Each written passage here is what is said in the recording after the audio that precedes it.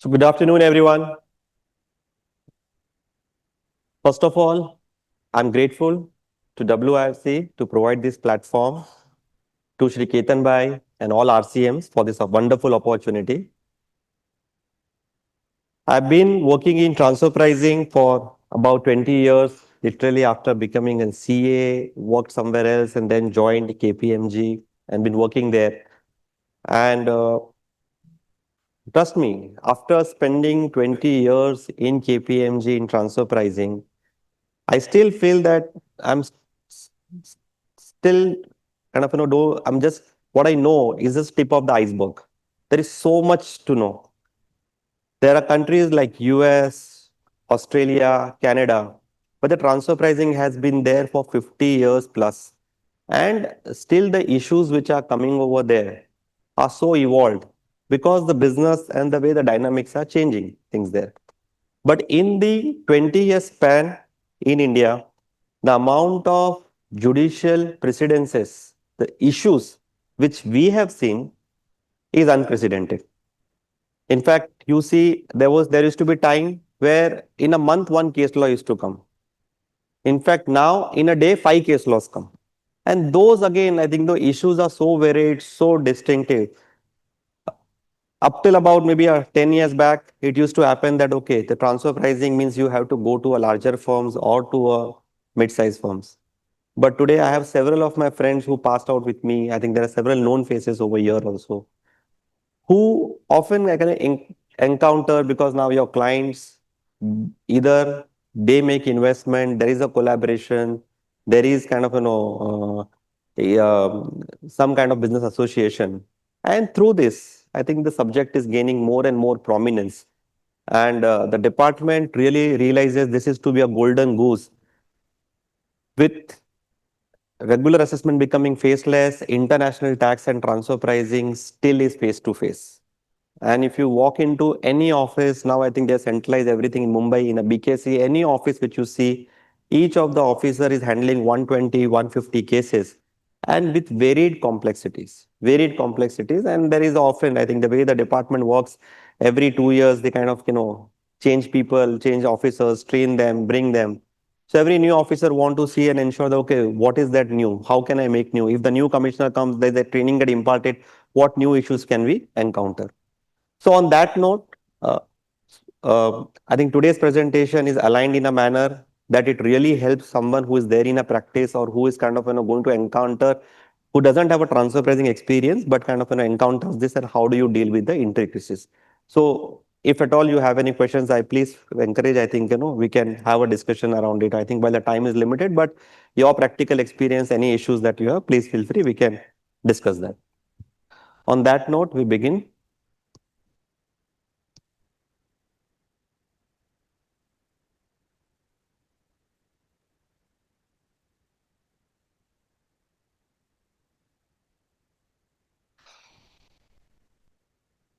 So friends, this is what we are going to cover today.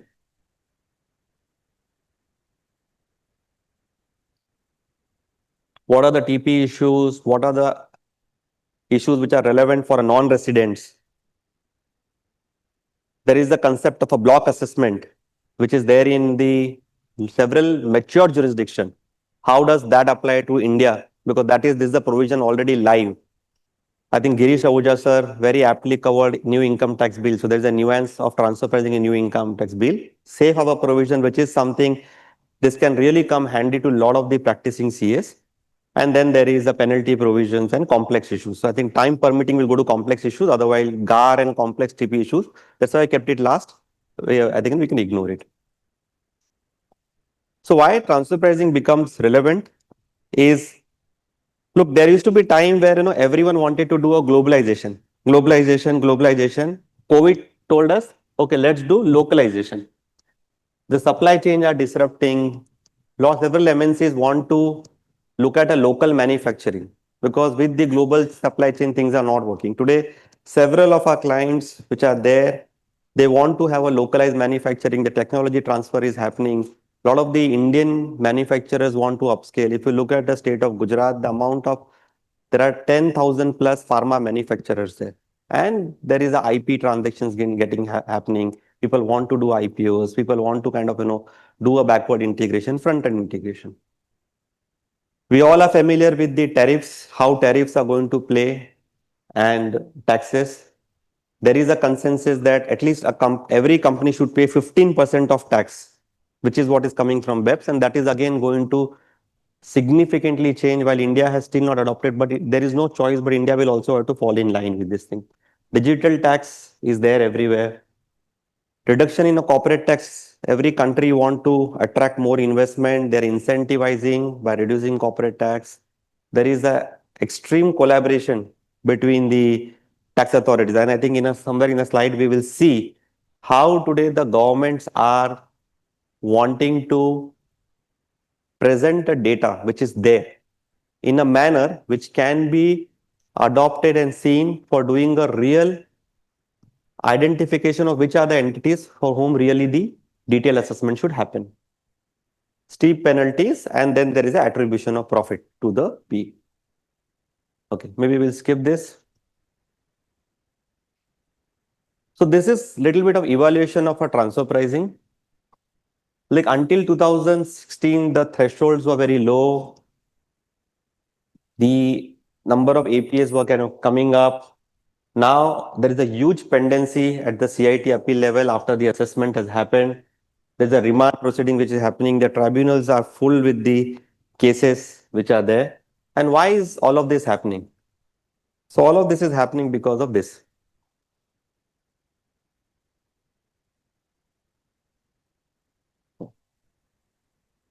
This is the guidelines for a selection of cases for compulsory scrutiny.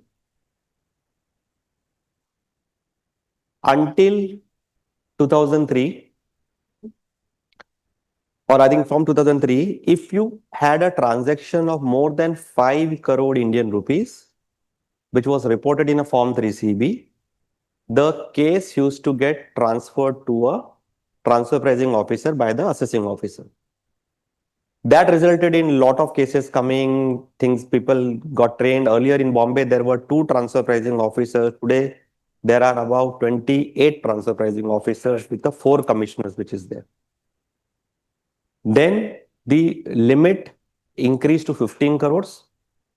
Again, the number of cases started increasing and department was not able to handle the volume. And I think a lot of companies also said that, this limit is very low.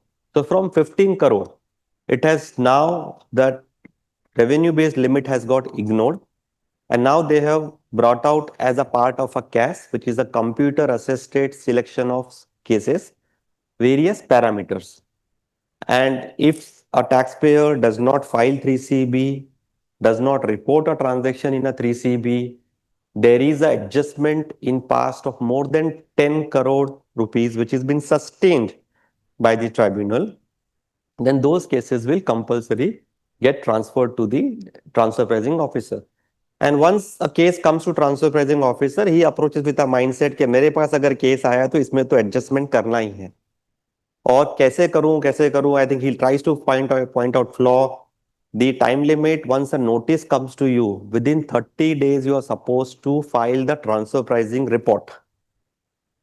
Often taxpayer misses out the first notice. Then somewhere he looks at login, realize कि notice आया है, he will send it to the CA. Okay, transfer pricing report तो बनाया ही नहीं इस साल का, so you go and take an adjournment. The officer will give you additional 10 days time.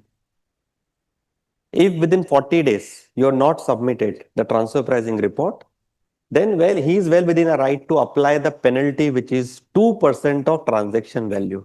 So first and foremost point, if any of your client do get selected for a transfer pricing scrutiny, please ensure that the transfer pricing report goes in time. If it doesn't go in time, and if you're not sort of formal adjournment, then even if there is no adjustment in a case, the penalty will get limited. And then you keep on litigating, and it will take at least minimum 5 years for you to get a relief there. So now with this CAS parameters, what are these CAS parameters? These are secret parameters which are not made public, so people will not come to know. But these are few examples where the notices have come, and the notices, the first page of notice contains this reference. If there is a taxpayer who has a significant turnover, a very low profit margin, if you have a royalty payment as a transaction, if you have reported deemed international transaction, then it comes in. In one of the cases which is on top, it is mentioned large value international transaction, and large value, if you see the value over there is are approximately 30 crores. So these are the pre-fed parameters. Again, what happens is in a maybe a city like Bombay, 30 crore may not be the limit, it may be higher, but for a smaller city, this could be the limit. So this is pan India, few notices which have come, where basis the TP risk parameter, the cases get selected for the scrutiny. So once I think you have a 143.3, and then there is a notice comes to you from the TPO saying that your case has been referred to the for a specialized scrutiny. I think one can go and check with the TPO. Can you just show me on what basis my case was selected? Because now the power of manual reference has been taken away. If at all the case can get only selected through the cash system, and there could be a chance, maybe in 2 out of 10 cases, that maybe the parameter is not listed, and therefore you can very well object at that point in time and knock off the proceedings. So once you have a notice in hand, I think if you're going to meet, because this is still face to face, find out on what basis your case has got selected for the scrutiny. And for that, I think very important is when you're filling a Form 3CB. I've seen a Form 3CB where suppose there's a loan was given to the Indian entity, and there is a clause 14 where you need to report the transaction. But the transaction that need to be reported is only interest. But the company reported a loan value, and which is why the case got selected for scrutiny. So you please, in the Form 3CB, like in tax audit, whatever is required, give that much in that. There are ways you can put things in notes. But if you put a value, and in that case, very interestingly, what happened is the TP report was submitted very low. So the officer made the adjustment on interest, and he also made adjustment on the uh, failure to furnish documentation within prescribed time frame of 2% of transaction value, and he computed transaction value to be a loan value. Now, suppose if you get a 100 crore loan on which there is an interest of only, let's say, 5 crores in a year or 6 crore in a year. So you make an adjustment to, first of all, you make 13% of that loan, 6% to 13%, and plus there is a 2% of transaction value. And why the transaction value? Because you only disclose in 3CB loan. Loan is not supposed to be reported, known value. Whatever supposed to report is the interest in this thing. But reporting a loan value was an error, and which department caught onto it. So therefore, while filling up a 3CB, I think if you have not done it, there is a very nice, fantastic guidance note issued by the institute, what needs to go under each clause and all. I think even if you're doing the same for your client repeatedly year to year, before I think the 3CB get furnished, do check it. With the online, several errors happen. One comma get insert, one like zero get added, and then there is a mismatch between a transaction value, a arm's length value. The case will get selected for the scrutiny then in that sense. Notes what you write. Again, it's very important. I think as we go, we will see such practical nuances. So what happens? If suppose you do get selected, good number of chances, suppose if 100 cases get selected, while this is not official statistics, 80 out of 100 cases will have a transfer pricing addition. Which are the 20 cases which will not face addition, where suppose there have been a very good compliance, whenever the notices were there, TP report got submitted, the AR came on time, the SSC came on time, and things are kind of there. And then you have a cup as a method, which is very strong to this thing. But otherwise, generally, when there's a profit-based method adopted, the chances are that the department will tinker with the comparables, and he'll make an adjustment in that. And once the adjustment is made, minimum 10 to 15 years until Supreme Court, you will not have a relief. 90% of taxpayers are winning in a tribunal because department, the way the orders are written are not very good. However, still department carries the matter to the High Court, Supreme Court, and the unnecessary botheration continues to be there. And which is, I think, one of the reason today really India suffers so much of criticism abroad because there is no end to litigation. Addition is made, I think then you just have to keep going, continuing. And 1 year addition is made, then the subsequent year. chances of getting selection is there. So I think if there has been a gap in a scrutiny, after several years things have not got picked up, after few years it picked up, I think attending this proceeding seriously is very important. Ensuring that the officer understands what you have mentioned over there is very important. All the notices, the show cause opportunity or any opportunity is attended to properly. Okay, now we dive into the key issues. What are the various key issues which generally company, be it a small companies or large company, mid-size or large company face? The first issue is the intra-group services. This is very easy and this is again very prominent. Often when there is a multinational group and it has a multiple entities across the globe, there is a lot of centralized functions happens. IT, finance, HR, procurement, and especially European and US companies, they follow a very simple methodology of, whatever is a cost got accumulated in overseas country, take a revenue as allocation key and allocate to all the countries. And India doesn't like it. If you have a cross charge coming in, basis the turnover, that is a point where the officer will kind of make his mind कि इसमें तो addition करना है, इसको तो disallow करना ही है, पर डिसअलाउ कैसे करेगा? So he will ask these questions. The taxpayer has not shown whether such services were rendered. Now, officially he can't say कि भाई आपने revenue allocation किया है, मतलब it's ability to pay. It is not actual utilization. It's ability to pay. So he will put these questions to you. कि बताइए कि services कैसे मिली थी आपको?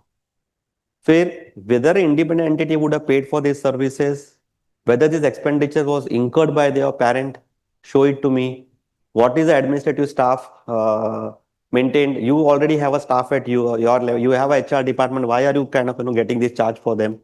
And show me because of this service there is an increase in a sales, increase in profit, or there is this, why this service I should not construe to be a shareholder services. So अगर आज मैं बोलूं कि ये दिन है, आप prove करो दिन कैसे है, it's very difficult. So like that, so they put you this question, and the objective is to say कि rendition, कि services were received, and how do you demonstrate कि services were received? So services are received, you first have an agreement copy. So what are the documents that one needs to submit when there is a question which comes of a intra-group services? So first and foremost, आपका global practice कुछ है, then there is how the cost pooling has happened. उस cost में से shareholder cost कुछ अलग किया है. Generally MNCs वहां पे करती हैं कि वहां की cost अलग कर देती हैं, जो which is in nature of a shareholder services. Then अगर cost pool है, suppose IT का cost है, generally IT का cost क्या होता है? There is a license fee you pay to the SAP. तो उसका एक cost आता है, then there is an internal team and then you get a one cross charge of 5 crore. So what is out of the 5 crore the value of the license fee? Because there are 200 people sitting here, उनका license fee का cost है, which is actually paid to SAP. If you are able to demonstrate, then at least that much value can go down. Whether third party will be willing to pay. Suppose if I don't have the IT setup, there is a global server, there's a global team working over there. So then what I do is, I may take a quote from the local entity and show that if same thing was to be happening here, it would have resulted into so much cost. Instead of that, I'm saving it this thing. Then how have you benchmarked? Now, often if you are following a entity level T&M, जिसका मतलब है कि आपने आपकी profitability segment की या company की ली, एंड सपोज यू शो के आप मैन्युफैक्चरिंग में आपने 15% प्रॉफिट कमाया, यू शो के various companies which are into similar line of activity वो 10-12% कमा रहे हैं, आप 15% कमा रहे हैं. इसके लिए आपके जो भी ट्रांजेक्शन है, परचेज, सेल, सर्विस, सब आर्म्स लेंथ है. ज्यादातर केसों में this is how people do the benchmarking. But law requires one to do a benchmarking transaction by transaction wise. Now it is very difficult for a smaller companies, mid-sized companies. The compliance cost can become significant, and often I think then they can look. Let us follow the aggregated approach, and we aggregate everything. But the flaw is in a transfer pricing report, you will not write why are you aggregating it. अगर समझो आपको अभी intra group service I which you are utilizing for manufacturing, there is no linkage only. So then I think one has to say, okay, there is a CRM system which has been there with my parent, which I'm using, where the Indian customer data is there. And therefore, this CRM system is helping me to do a sales tracking, sales monitoring. Like that way, your transfer pricing report which is there, it has to establish a linkage कि ये जो services हैं ये आपको business में किस तरीके से support कर रही हैं. But ये नहीं होता है, and therefore the department find it very easy to reject that thing. So how, and often look this, when there is the intra-group services, when payment happens for here, there's a withholding tax happens here. And if withholding tax happens here, the foreign company will also file return of income. They'll also file a 3CB over here. So they have also offered that income to a tax over here. That can also be a point कि आपने उनके case में वही transaction जो same मुझे आप disallow कर रहे हो, मैंने 2 करोड़ का इंट्रा ग्रुप सर्विस पे किया, आप डिसअलाउ कर रहे हो, और फॉरेन एंटिटी के हाथ में 2 करोड़ टैक्स कर रहे हो जिसमें 20%, 10% मैंने टीडीएस भरा हुआ है यहाँ पे. तो how can you take a different contrary view in both the cases. But majority cases में टीडीएस काट दिया है, फॉरेन कंपनी को यहाँ पे रिटर्न नहीं भरना है. उसने पैन लिया है, पैन नहीं लिया है, टैक्सेशन दे दिया है, रिटर्न नहीं भरा. रिटर्न नहीं भरा तो then this argument goes off. And then there are tribunal judgments to say, agar if there is a one transaction which is held to be at arm's length in a hand of one entity, you cannot say that it is not at arm's length other entity. So which is why whenever there is a payment to a foreign company which is taxable over here, you are taking a treaty benefit, or as per the law, as per domestic law, as per domestic law, there is no need to file return of income for the foreign company. But still 3CB should be filed. There is no dispensation. And if you file the 3CB, it is advisable to file return of income also. Then one can take argument that this same transaction was held to be at arm's length there, and therefore it cannot be rejected.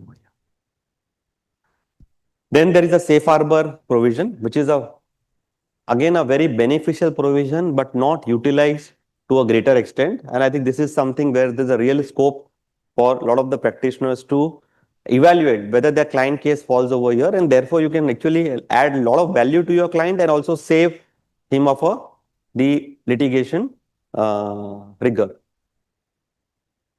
And then the APA and the MAP is there, which is again very large transaction. Then only it makes sense, otherwise not make sense.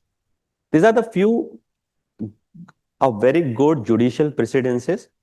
There are 3 favorable, 3 unfavorable.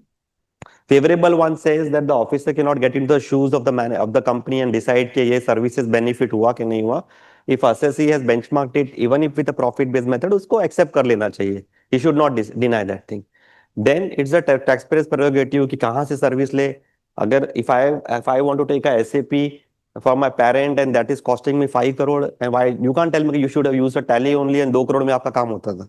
So then that is not the taxpayer tells me, and which is where till the time I have done a benchmarking, services have demonstrated is for useful business, then that should get accepted. And the third case is when there are voluminous information there and taxpayers are anyway ignored, whatever is a shareholder service and this thing, or very important, third case, there was a cost allocation certificate given by the parent. Okay, I'm allocating 40 crore to India. This is how the cost pool, this is how the various allocation keys, and this kind of allocation key, and this I'm not doing for the India. There are 10 other countries I'm charging. And if I have allocation certificate, that's a very strong basis for me to not then challenge that the pricing is not appropriate. So 90% of our intra-group service cases, taxpayers are winning. So what department did it? How can they differentiate? So now they are started questioning it कि आपने क्या दिया है? खाली agreement दे दिया, कुछ invoices दे दिए, पर आप demonstrate करो services कैसे है. Now services today after post COVID, पहले तो ठीक है, फिर भी there are detailed minutes, कोई आया उसका पासपोर्ट का एंट्री है, उसने क्या काम किया, 4 लोगों से कुछ मीटिंग हुई, ईमेल एक्सचेंज हुई. अब तो सब कुछ ऑनलाइन हो रहा है. Things are not, people are not coming here. How do you demonstrate services are there? So emails are the basis. I think on an average in any company, anyone gets 200 email a day. Nobody keeps a track and nobody likes to do it. But those are the only ways you can demonstrate that really for the procurement, I was looking for a new vendor and this is how my parent helped me find new vendor. This is how my parent helped me negotiate with a new vendor. I got the volume discount. I got this thing. So this way, if you are able to articulate, that is why the procurement service is justified. He was either able to get me a raw material on time, he was able to get me a shipment on time, he was able to find a new vendor, negotiate better term, waive off the security deposit. So I think asking those questions, but those questions, unfortunately, the point of contact is a tax head who doesn't know half of the things. So better, I think when this kind of things are there, you talk to the logistic person, you talk to the procurement person, talk to the CFO and people in the business, and then really there is an answer written, but I think to get the right answer and the right point of time and giving is what is critical. So These judgments, Forsok says, merely you've given me the emails without kind of having a reference to the invoices doesn't help. You give me 200 emails, but उस email में लिखा है कि okay, we had a meeting, but what got discussed in a meeting is not there. What got discussed in a meeting was something else which did not get implemented. Then how did you get the service?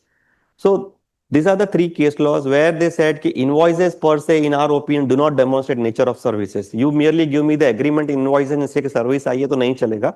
You have to have a invoice backed up with the chain of emails, chain of events with a tangible benefit. If you are able to have this kind of documentation, then only in a cases of intra-group services one can come out.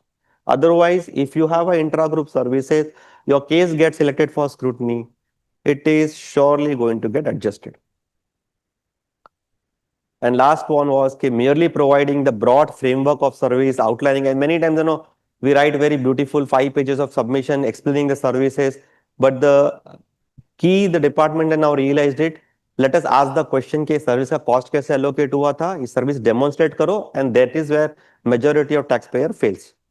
People have changed hands, system change हो गई, emails नहीं मिल रहे हैं, लोग नहीं मिल रहे हैं, किसने किया था, ओवरसीज में तो टाइम ही नहीं है किसी को, बोला इंडिया तो is immaterial, just a point percentage, we don't have that much time, let it get adjusted. And they don't realize when they make the statement, and when they realize, oh, the litigation going to take 10 years, we want to settle. No, you can't settle. If you settle, then the penalty. Oh, how much is the penalty? 300%. No, no, no, no. Then we can't do it. Then let's litigate. What's the cost of litigation? This much the cost of litigation. Oh, then better we should have actually taken the did it right at the first time. But by the time it's too late. And then I think, they go to tribunal, file additional evidence. Again, the matter comes back. And again, you have 5 years to this. So very, very, very kind of, painful process. And which is where I think, it is important at the first go only you take things seriously. I think similar to intra-group royalty. Generally, parents or overseas entity will not charge royalty at the inception stage. अरे कि ये तो अभी ठीक है, profit नहीं है, let it grow, let it do something. We'll charge royalty later. Once they charge royalty in a fifth and sixth year, then officer will say, अरे आपने पहले 5 साल तो पे नहीं किया, अभी क्यों पे कर रहे हो? नहीं, पहले 5 साल नहीं किया because there was at the inception stage they did not wanted to charge. No, that doesn't work. If there was a technology, you should have paid. Now, if you're not paid 5th year, you're coming in the 6th year, I will not allow it. I'll disallow it. क्यों royalty पे करना है? आप तो 5 साल से यहाँ पे हैं. You are anyway kind of, the companies like a very renowned companies are paying a royalty today after 30 years of presence in India. आपका brand तो anyway is known. Then why are you paying royalty? No, but this royalty is for know-how. This is known for process. वो तो आप anyway कर रहे थे, तो अभी क्यों पे कर रहे हो? And often I think the group also starts for paying royalty when they realize, oh, profit has become double digit. अभी India में से if you want to extract money, royalty is a very easy thing. So if you have a company which is coming up, which has a good profit projection, I think at that stage one should see if there is what kind of ways and means you want to have a services and transaction. Better to have an agreement which says that, okay, there's a moratorium of royalty for 4 years or 5 years, and after I will charge. Rather than, not having an agreement in fifth year, getting into agreement, and then I think, if you're not paid for initial years, then the royalty will not be allowed in that sense. So that's a royalty not paid since inception of business, but later years, so no, this thing, again, no proof. You prove that what was the technology, how I think every year the group is enhancing the technology, how it is helping you distinguish. Are you charging this to third parties? Are you charging it to all entities across the globe? And that is where the real catch is. Parent will not charge to all entities, and if it doesn't charge to all entities, then India will not allow. Again, what rate are you charging to all entities? So before this royalty transaction is there, I think asking these questions, if there are only one or two entities or one entity, things become simpler. But having the right documentation and showing that there was always a technology which is used. However, the payment is deferred because the entity was at the initial stage. So substantiating a royalty, I've seen cases where the companies generally take, okay, regulatory filing कर दिया हमने, okay, there's a regulatory filing here, India allows 5% and 8% royalty payment, therefore we are making payment. That is something which is not going to get accepted. Then because I think, if you're not, again, what I mentioned earlier, कि अगर समझो आपने moratorium करके पहले agreement बनाया था कि there is no royalty for first 4 years and fifth years pay करूंगा, then if for first 4 years, important that the royalty as a transaction do get reported in 3CB as a free of cost transaction. Because if you don't report as a free of cost transaction here in GST, you're going to report this transaction as a free of cost. There is a interlinkage. अगर वहाँ report है, यहाँ report नहीं है, is going to backfire. So reporting a transaction, the law requires if you are not exchange a consideration, that doesn't mean आप उसको report मत करो, report तो करना ही पड़ेगा, नील report करो, लेकिन report करो उसको.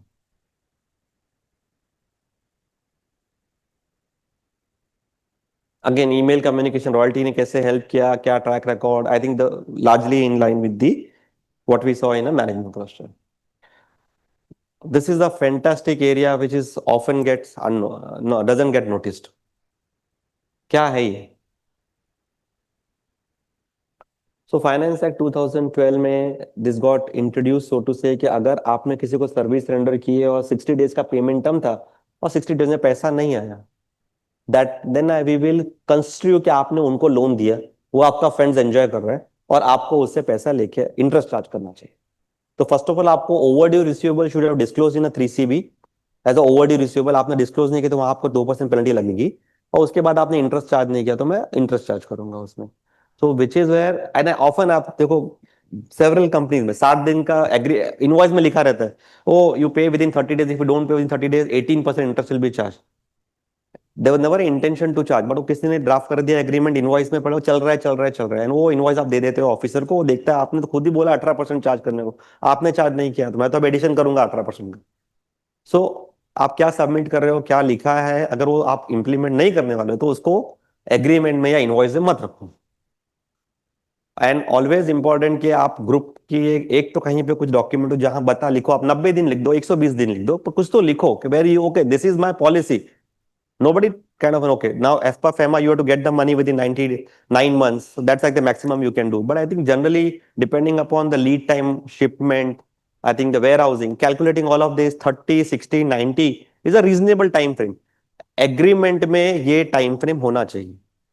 And one has to again kind of council the client के ये टाइम फ्रेम है, ये टाइम फ्रेम इंश्योर करो. कुछ केसेस अगर डिले हुए हैं तो क्यों डिले हुए हैं, डॉक्यूमेंट नहीं आई थी, बिल ऑफ एंट्री नहीं आई थी, ओवरसीज में कोई डिस्प्यूट था, उसका ईमेल रखो. क्योंकि अगर ये पिकअप हुआ, this is a standard question, please give the ageing analysis of all debtors and creditors, और उसमें से दिख जाएगा कि कितने पेमेंट आपके 60 दिन या 30 दिन के बाद आए, और सिंपली वो 13, 14, 15% का इंटरेस्ट लगा के आपको एडिशन करके ऑर्डर थमा देगा.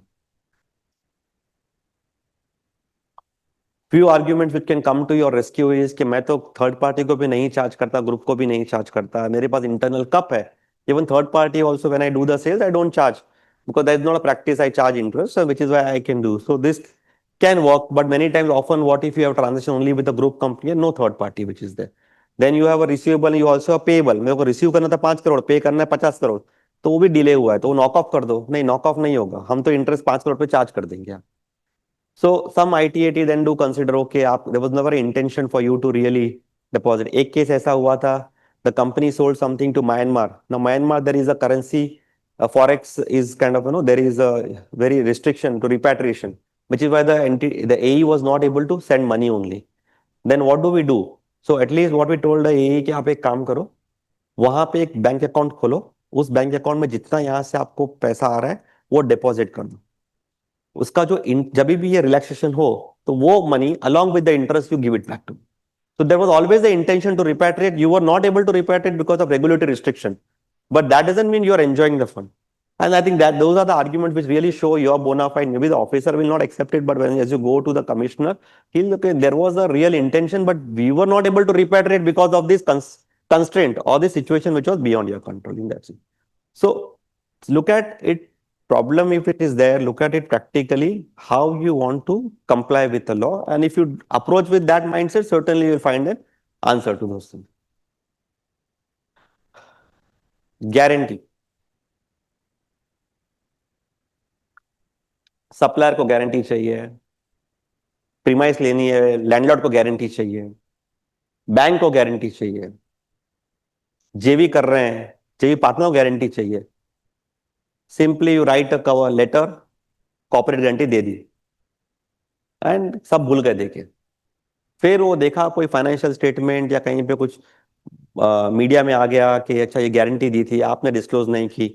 Okay, then there is a they make a interest addition.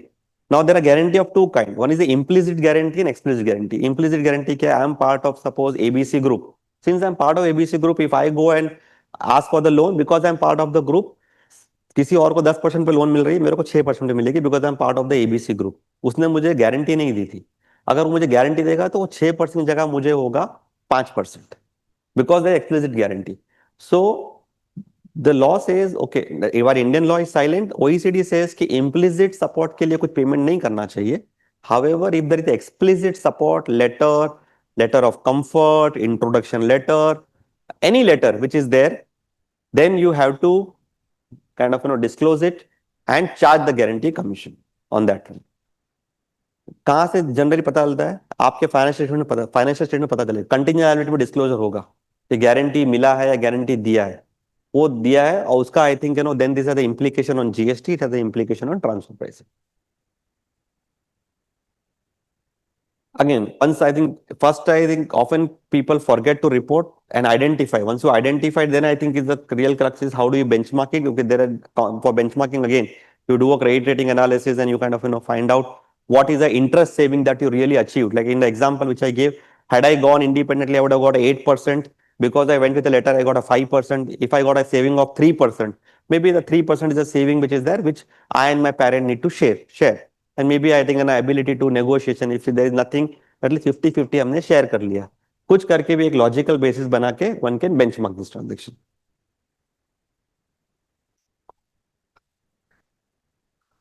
10 out of 10 cases this is there, 10 out of 3 cases this is getting disclosed, 7 cases companies find a way or the taxpayer find a way how I can come out of this draconian provision which is not there in many countries but we are special। हमने जो हमारा law बनाया, सब country का law पढ़ा, जहां जहां से जितने स्ट्रिंजेंट प्रोविजन थे वो लिए, और उसमें से एक का ये प्रोविजन है। ये प्रोविजन क्यों आया? This provision actually came because companies were getting smarter and they were trying to circumvent transfer pricing by interposing a conduit entity. Rather than buying from my parent, let me have my friendly accommodating party. You send it to him, I buy to him, you are not related to me, therefore we will come out of transfer price. Which is why to catch those cases, it came, and now the way it is worded, it is very vast. And today in a MNC setup, whether it's the Indian headquartered or a inbound company, generally you derive synergies through centralization, negotiation, uniformity. You don't want to negotiate with a vendor in 10 country, indemnities agree hoti hain, pricing term agree hote hain. Which is why there are some central contracts and you adopt those central contracts into local contracts and you follow that way. So this says if you're dealt with a third party on the basis of a prior agreement between your AE and third party, you are transacting where the critical terms are determined there and you are merely transacting, then this transaction you will fall in a category of a deemed international transaction, which first obligation is to first to identify, report and do the benchmarking. Treat it as if it's your related party transaction. So important question to ask or to find out is whether there are any global agreements basis which local agreements are made, whether the reference of global agreement or you're borrowing the terms of a local agreement in local agreement from global agreement. If even if there's a global agreement, but like the global agreement merely says these are the 5 identified vendor, you are free to choose, and these are preferred vendors. In that case, you have ability to identify the vendor, negotiate price, negotiate the quantity, negotiate delivery terms. So there was enough latitude given to you to deviate. If you demonstrate it, you can come out of this provision. So asking your procurement department, अगर आपने इससे purchase किया, क्या आपने 2 quotation और मंगाए थे? अगर मंगाए थे और this is still favourable and हम कर रहे हैं तो ठीक है, देन इट्स फाइन। बट अगर वो 2 कोटेशन मंगाई नहीं है बिकॉज पेरेंट ने बोला इसके लिए ले लिया, लैपटॉप डिसाइड हुआ था आईबीएम से लेने का, ये प्राइस थी, ये लेना था, हमने ले लिया, then you are suppose to disclose IBM as a your deemed international transaction. Often you disclose somebody, they don't disclose you. So then by disclosing them, you create problem for them also.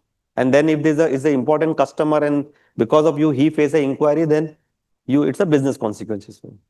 So this is important point. There exists a prior agreement and the terms of the agreement are borrowed and adopted locally.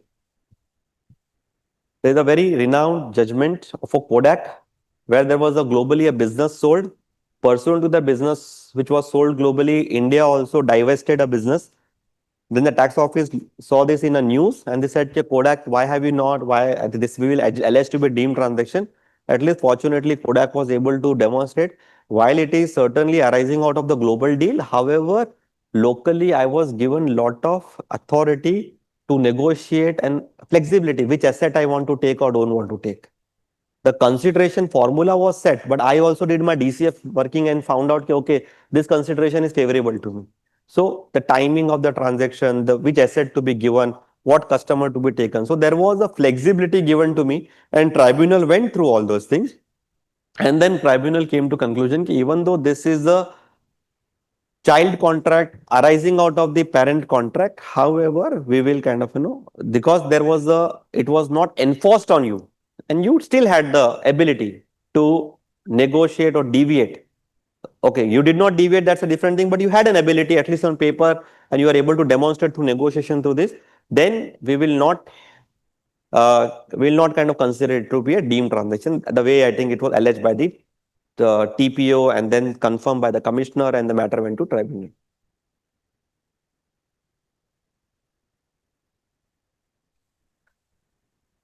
Since when the relaxation has come, okay, if the TDS has happened as per the domestic rate, then no need to file return of income for transaction. I think several companies have taken a position, nobody wants to file return in India, and therefore I will not file return in India.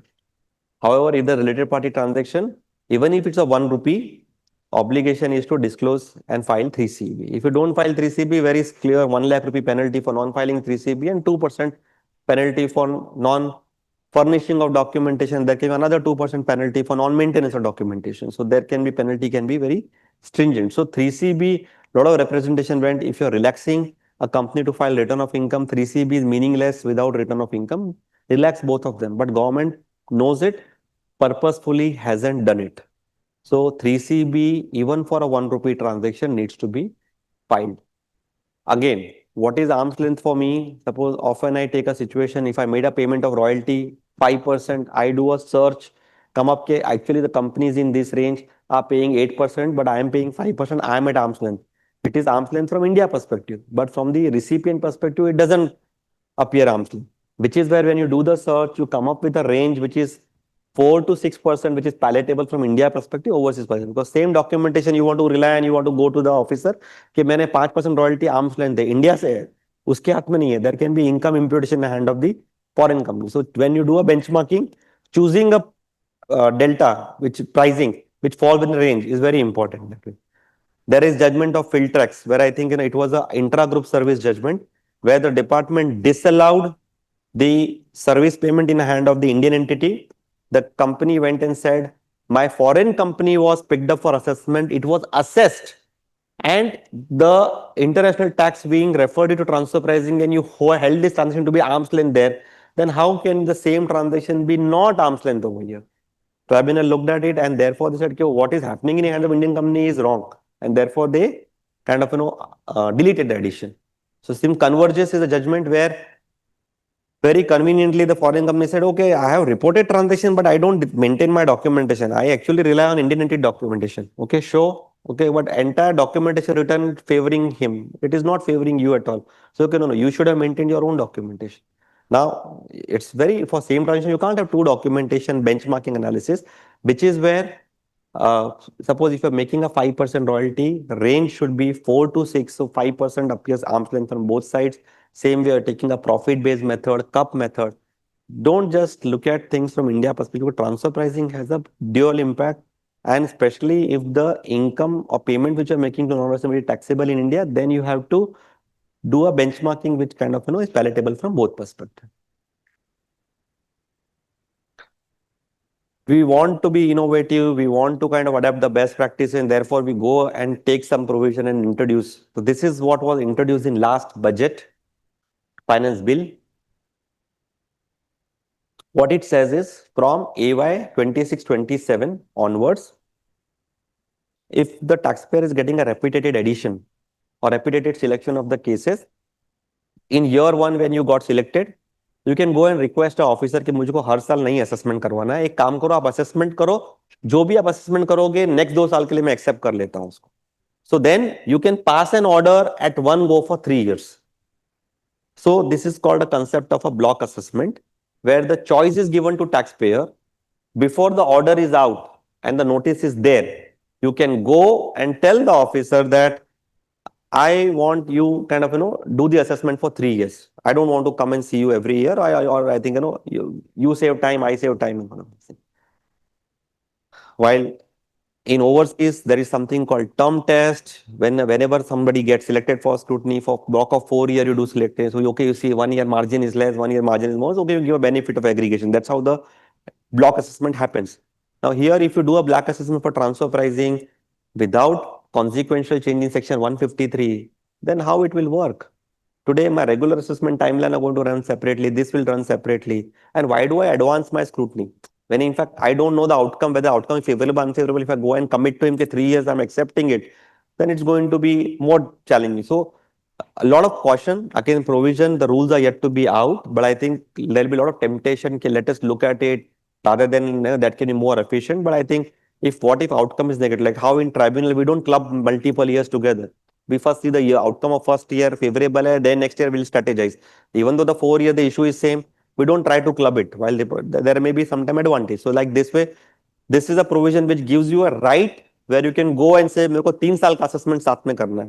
Transfer pricing select हो रहा है 3 साल का साथ में कर सकते हैं.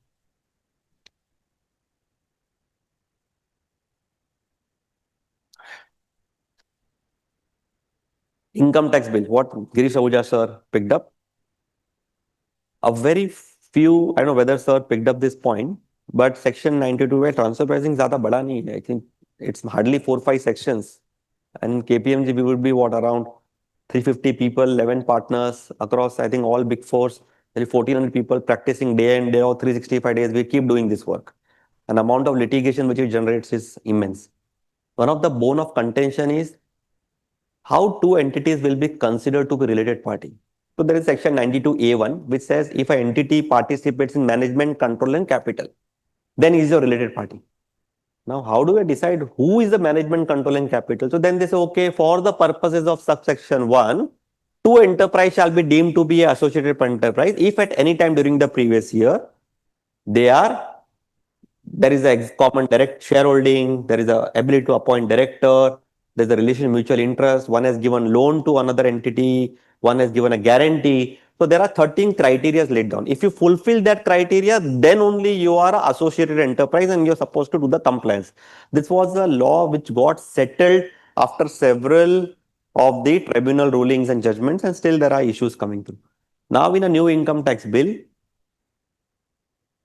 162, which is a parallel to 92, it says without affecting the generality of provisions of say 1, two enterprise shall be deemed to be assessed, right? If at any. So earlier at least for 92A1, which is wide enough, like any entity participating management control capital could be considered to be AE. So if see the impact of the wording is such that you did not look at the management control capital basis 13 condition. Even if suppose there is a shareholder agreement, 5% holding, you will effectively become A. So the lot of representation can be this wording which was there in 92A2 for the purpose of succession 1, two entities will be considered to be a related party only if you have fulfilled conditions. That has to be there. Without that, this is just going to lead to a can of worms and so much litigation which one cannot fathom also in that sense. The rest, there was a DRP is generally write a order, very cryptic. Then there's a specific provision to say that, DRP has to write very well reasoned order. Even if you have one transaction, you will get a tolerance band of plus minus 3%. If I apply for a APA, there was no benefit because my regular proceeding used to keep going on. So therefore, now there's a provision. If you apply for a APA, the regular proceedings will come to a standstill. Again, how things will happen in new bill, how I think the timeline will work and all needs to be seen. But at least this is a beneficial provision कि आपने APA apply कर दो 3 साल आपका तो till time APA doesn't conclude आपका regular proceeding attack will be stopped.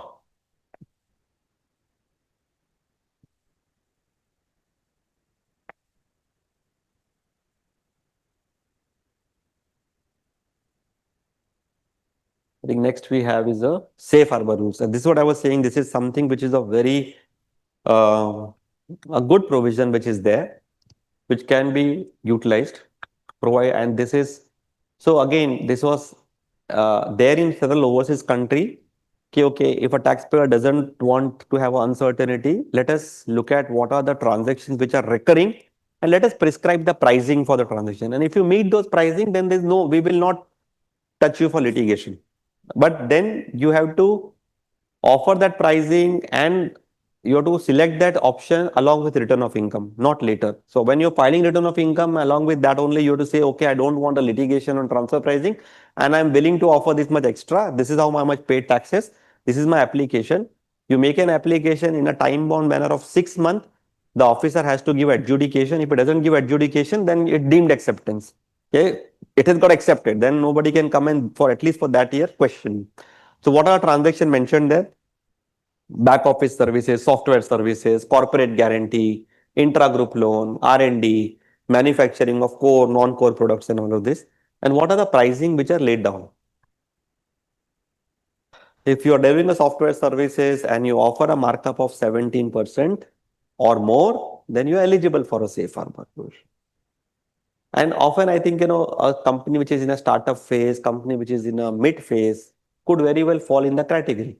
Then the representation went like 100 crores is too small. Can you enlarge it? Then they enlarge it to 300 crores, 300 crores. So there's a one bracket of 100 crores, second bracket is 100 to 300 crore. So company which is in 100 to 300 crore, if you don't want a litigation and you offer 18% markup on a cost and your services, they have defined what is software, what is ITES. If you're falling in that category, then I think you can very well opt for this scheme. But only pay thing is generally your pricings are 12%, 14%, 15%. But if you want to come apply for safe harbor, you have to offer that much percentage extra. Now in dollar term, it may not be really too much, but it will really save a lot of the litigation. Again, it's worth at least bringing up to a client, making him aware, and maybe consciously deciding whether to opt for it, not to opt for it. It's not that every year you get selected for a scrutiny. Once in a 3 year, 5 year, you'll get selected. And 1 year you get selected and addition happen. That will be good enough for you to at least 10 years of a litigation in that. So something, is gearing up. And I think again, from the practice, I think, the way I look at it, this is a beneficial provision, especially for us smaller companies, and a good play for one to really add value by at least telling the companies upfront. And today, I don't mind paying little bit extra if I get a certainty. So this is how I think one can look at it. That.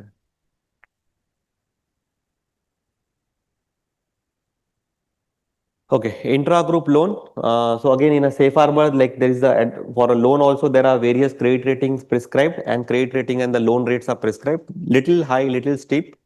But I think if you are A-rated company, 175 basis point, then LIBOR was there. LIBOR has got now replaced with a SOFR. If in rupee denominated loan, it's a current USD denominated loan. I think depending upon what is the currency of the loan, what's the tenure, one can look at it and accordingly opt for it. Rates are high. It's very difficult to meet this A-rated A rating, but I think B, C, D, you do have a category.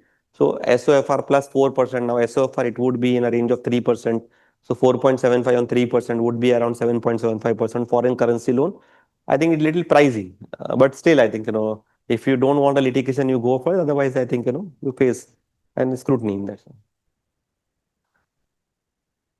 Okay, now this is something which is a very interesting thing. I think, again, and globally, I think transfer pricing, because there is so much of litigation, how we can, see to it that we only target the companies which are really evading taxes. We look at only those companies. So this provisions was brought in, and therefore the master file and the country by country report has come in. But again, it is applicable country by country. If the group turnover is 7,600 crore, then it applies.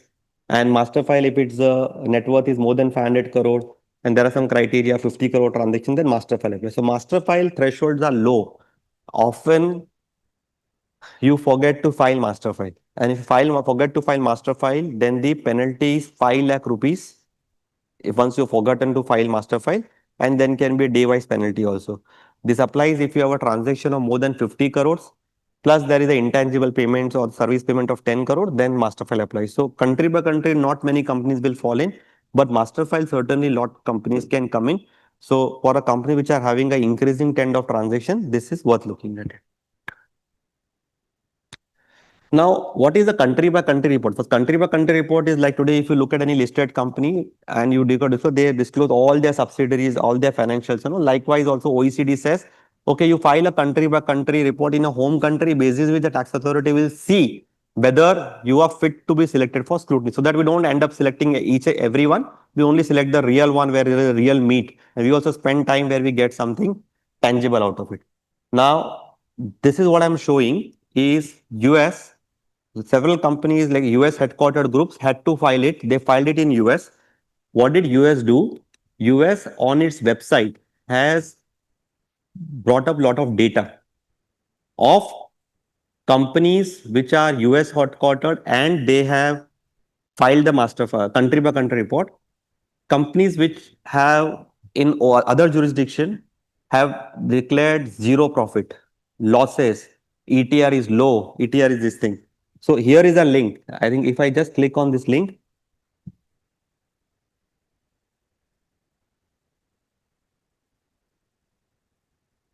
I go to this website, USIRS website. On this USIRS website, if I see countries with major jurisdictions. So US headquartered group, how many countries they're operating into. If I go below, major geographies, companies selected with a positive profit, major geographies, region selected tax jurisdiction with a negative or zero profit. And then very interesting one thing is there, effective tax rate. And let me now click on this.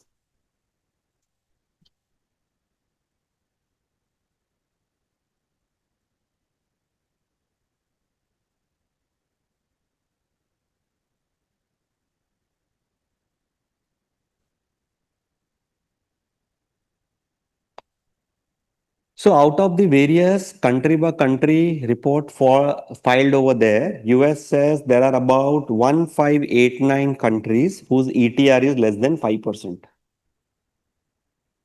So who are the companies? Facebook, Amazon, who all have filed over there? They looked at their ETR and they have published this way. Why did they do that way?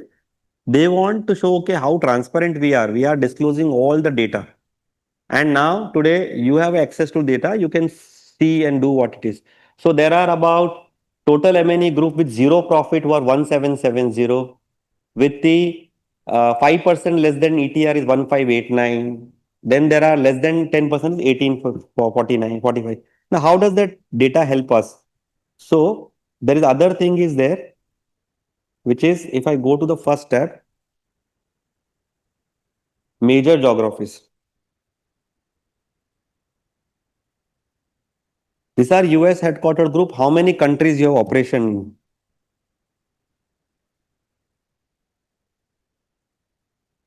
So out of the companies which filed over there are 948 and of them have a operation in India.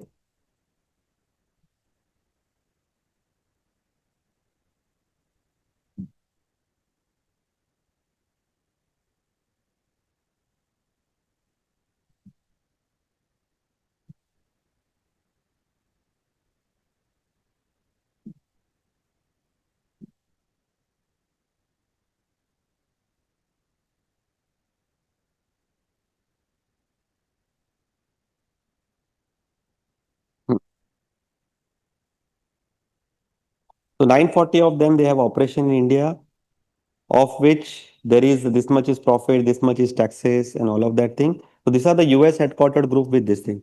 Then I go to other section I see where there is a zero or negative profit. So these are the US headquartered group who have disclosed zero or negative profit in multiple countries. And this is what will be of very much interest to our tax authorities. 191 companies have a subsidiaries or operation in India which are US headquartered who have disclosed in India negative or a zero profit. So easier thing for me is to select this 191 companies and for the audit. Why did US do that? Because US wants, I have done it now, other country also do it. So whatever are the, like today, Aditya Birla, Reliance, which is the Indian category, are supposed to file country by country report over here. So Indian, like this puts the pressure on all the governments that you also put up your data in this manner so that the companies really don't take an aggressive approach. And this is the data like it's available on a click of the button. And once you deep dive it through information exchange route, you can call for these 191 companies and see these are the US companies which have disclosed the negative profit in India. So the level of information exchange which is there, like GST certainly has taken it to a different level, but also I think tax filings also which are there are so important and show crucial.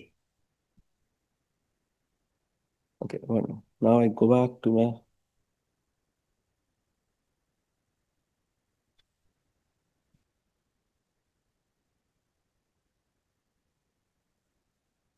So this was a snapshot of what we I think saw. Fortunately, net was working, so we I think thought of looking at this way. Then there are penalty provisions which are again very stringent, non-reporting, under-reporting penalty provisions which are there. And considering these penalty provisions, I think it's important that adequate care is taken on a filing and adequate care is taken while you do this thing. If you miss the deadline, there is a certainly penalty of 1 lakh rupee, 5 lakh rupee. But the 2% of transaction value is what really hurts. Even if you want to give up a litigation, but I think the penalty will not get spared. You have a losses, so okay, you feel that okay, I don't mind. I have a losses anyway, it's going to lapse, so let me accept the addition. But the penalty payment has to be made, and once you have penalty payment, it requires disclosure in stock exchange and all. And this really kind of deters a company to accept any addition. These are the various, I think, document one can look at it from our perspective, India perspective. Institute has come out a very nice guidance note which outlines what needs to get disclosed, what are the issues and everything. I think they keep updating it every 3 year. I think if you have a client or if you have this thing, worth going through this guidance note. And then I think if you want a little bit more elaboration, there's a UNTP manual and OECTP manual, which I think again are very useful. But I think if you have not a very significant many clients and all, I think the at least guidance note of institute will be very useful. Okay, I think complex transactions, I will skip it. I think we are not having a time. Just I think one thing I'll touch upon is a GAR. And I think what we hear from talking department also feels somewhere they're not utilize GAR so much as they should look at, especially international tax and transfer pricing. Today there are a lot of GAR cases which are there, which are of a central circle but not of a transfer pricing interest. So there is a lot of, I think they are also kind of trying to see where things are getting missed out. There are not enough parameters in a cash system which can select cases, and therefore they are trying to tighten and widen up. Now, how one would really look at GAR, if I take up one example, is today, suppose you borrow a loan from a country which is a low tax country and you pay a fixed rate of interest and you benchmark the rate of interest and say it's an arm's length, okay, fine. Then there is no, one cannot allege a GAR. But the interest rate is not fixed and it is linked to the profit that you make over here, which is as good as dividend. And what you pay as a interest, you deduct 5%, 10% withholding tax, but other country doesn't get taxed. Then in that situation, there is a Shom committee report where there are various cases laid down, which says that where GAR will come in.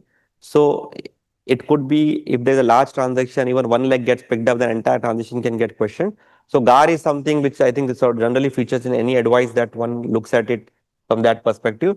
And specifically, I have seen uh, Indian software startups, they go and acquire someone, they kind of sell themselves to somebody. There are IPs here on cost to cost. You transfer the IPs, you don't disclose the IPs, or I think you do it. There are people which get transferred, run up, run down. You resign over here. This thing, if this do come into the kind of purview of guard, this will kind of lead to a lot of this thing. So on that note, I think happy. Ketan bhai, I think we can end up this thing. Yeah.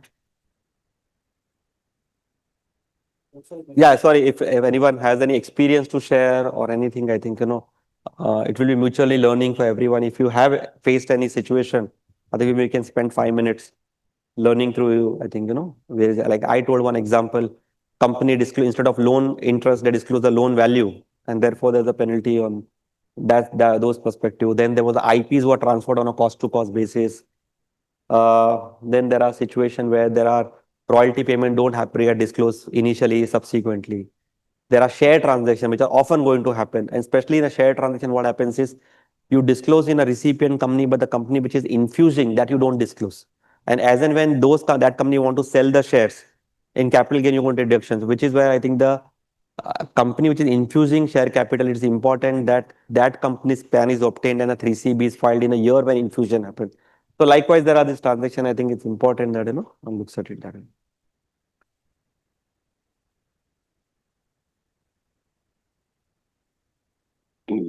Sir, ideally it should be read. Otherwise, 92A1's purview is so large. Okay, today, if you and I get into a relationship and I take for example, give you management rights, okay, you can appoint one director in my company, then you are my related party. So, which is why 92A2, sir, has to be looked together. Then only we can actually put some boundaries. Otherwise, so ocean, it's a ocean. Like today, 139(1), all companies are supposed to file return of income. And today, all foreign company, why will they file? Only have nexus, then you file return of income. So, to read it logically, 92A2, sir, has to circumscribe what 92A1 says, which is unfortunately in a new law where it is consciously drafted to overcome that. So the tax officer conveniently then allege that he's your AE or he's your not a AE.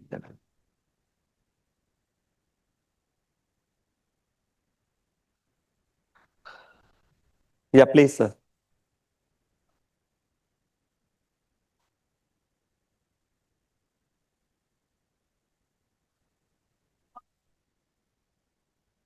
Sir, yeah. So, sir, first of all, there is no rule it needs to be audited. Okay. But today, suppose you have a transaction, you are manufacturing and trading. How do you benchmark the proprietary raw material, which are used for manufacturing only? So it is in your interest that you maintain a segmental account and only say, my turnover is 1,000 crore, manufacturing only 400 crore. So at least I limit the scrutiny to 400 crore, and which is why I have this segmental account so that my limit, even if there's addition, is only on 400 crore, not on a 1,000 crore. But often what happens when you do a segmentation, how you're doing expense allocation and all, very subjective. So then I think TPO will get into it, and also better approach is you get it audited also. So then you can say, okay, somebody independent person has looked at it, and therefore it be at least in tribunal it will have a more impact. So generally, certainly instead of you dissect your activity into multiple activity which are separately identifiable, benchmark only, because you cannot find a company which is into trading and manufacturing. You will only select manufacturing company or trading company. So segmental account should be therefore done for the profitability analysis, sir. It can be because today he is not satisfied. Suppose you have adopted a cup method and he feels no, your cup is not right. You're taken today, then a purchase in April and you're taken a June transaction. So therefore, your cup is not right. And therefore, the only recourse available to him is the profitability. If you don't give segmental, I will take, assume it to be entire company's profit and then assume it. And suppose you incurred a loss. In a trading, you want 5%, in manufacturing, there's a 2% or loss. Entity level, you loss. He will take that loss and he will impute it. So therefore, by law, he will give you opportunity. And at times, it may be in your interest to avail the opportunity. Not every time, to evaluate and then accordingly you take a decision. So,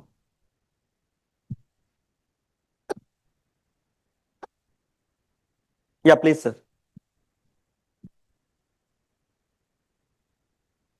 Yeah, yeah, yeah. Agree.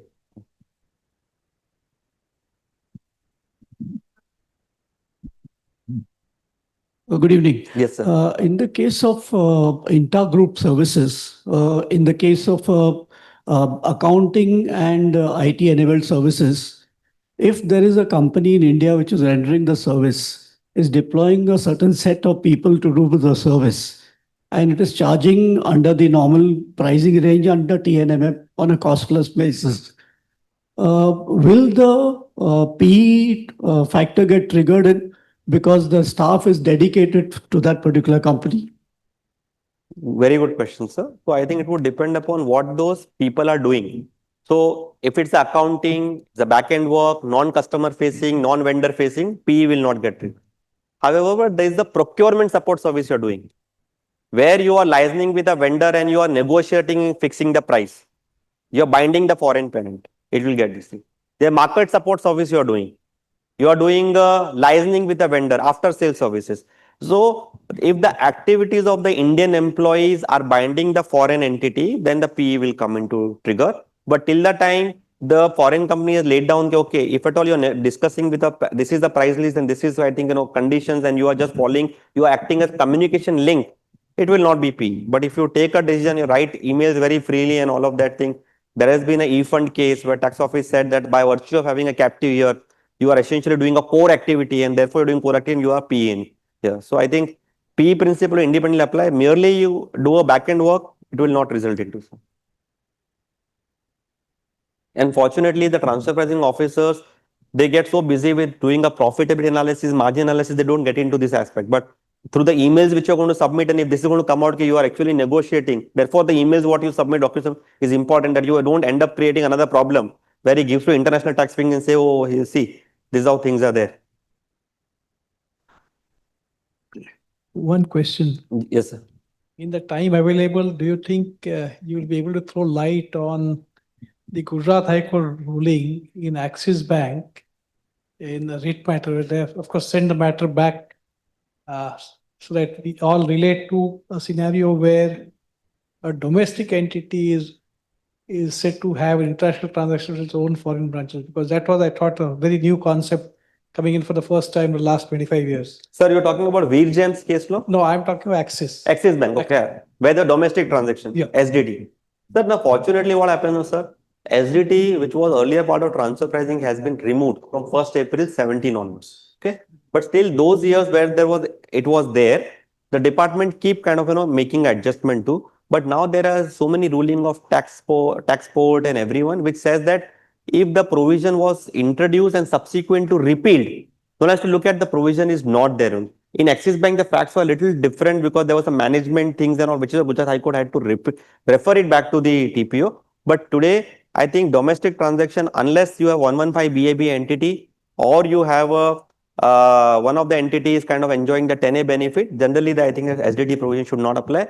But important point is 20 crores. If you cross 20 crore, then you have to comply with. But today, if you infuse the debentures, which is much value about 20 crores, but interest is less. So how do you kind of determine 20 crore? And 115 BAB case will now come. 115 BAB, for those who don't know, is a concessional rate of manufacturing of 15%, where you have 4 entities and one of the entities is 15% manufacturing, and you have a transaction of purchase, sale, packaging, everything. Now, 115 BAB entity, because the concessional rate, and if it is kind of crossing 20 crore, then it's supposed to disclose transaction in a 3CB and file a 3CB and disclose it that way. But other than that, if your director's payment, in, I think 40A 2B is what officer are going to look at it. Other than that, remuneration and intra-group transactions which are there, if you are both at the same level of taxation, then I think it will not get triggered. Good evening, sir. Yeah. Yeah, this. Yeah. Yeah. What kind of orders can be referred to the dispute resolution panel, DRP? What kind of orders are? Can be contested before the DRP? Okay. So if it's only an international tax issue or transfer pricing issue, then only you become eligible SSC to go to dispute resolution panel. If you have a domestic issue, you cannot go to dispute resolution panel. So if it's the international tax addition or a transfer pricing addition, it's incumbent upon the AO to issue a draft order and not a final order. And if it ended up issuing a final order, that itself becomes a reason for you to quash the order. And only eligible SSC and eligible transaction can go to dispute resolution panel, sir. So international tax addition or a transfer pricing addition. If no additions are made in the transfer pricing order, can it be still contested before that? Look, there was earlier, if there is no variation proposed, for example, a company A infused a shares in company B. I in a company A said that you infused at 100, no, it should be 90, it should not be 100. But in the year, there is no income arising and therefore I cannot. So therefore, can I go to the dispute resolution panel? So there is a specific amendment to say that irrespective of variation, one can go to dispute resolution panel. Because earlier, dispute resolution panel itself said, no, where is a variation? Where should I come and I will only adjudicate if there is a variation. But then now there is a 144 CS amendment. Even if there is no variation, one can appear to this thing that way. Thank you. Yes.